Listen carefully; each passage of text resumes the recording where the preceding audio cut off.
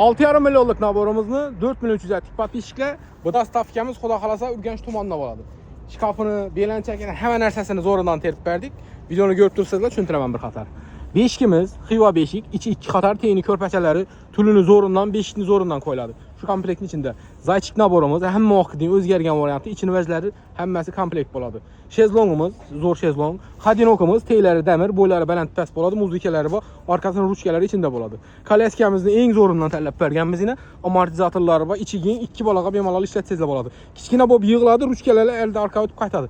Shkafimiz, miraborning shkafini komplektlatib tuzib berdik. 3 eshikli shkaf, belanchakimiz. Belanchakimizning ichida komplekt hamma narsalari bilan, ustuni damirlari, tullari bilan shuning ichida bo'ladi. Narxi 6 million emas, 4 million 300 etdik.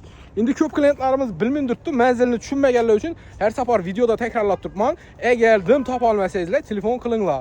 Shundan videoda tushuntirib o'tiraman. Manzilimiz bunda gipermarketdan kelsangizlar, tunnel boshida, shundan kelsangizlar, gipermarket tarafdan birinchi blok, ikkinchi etajda bo'lamiz. Shu yerda oldindan, shu yerdan girib, oldinda zinasi bor chiqadi. Chiqsangizlar, shu yuqoridagi do'konlar bizaniki bo'ladi.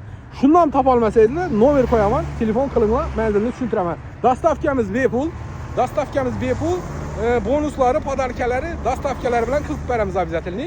Do'konga kelsangizlar, vajlarimiz ko'p. Tanlab o'zlaringiz yaqqanlarni olishingiz mumkin. Endi bu klientimizga shu vajlar yaqqan, shunday narsalarni chiroyli tuzib berganmiz. Hammangizni kutamiz.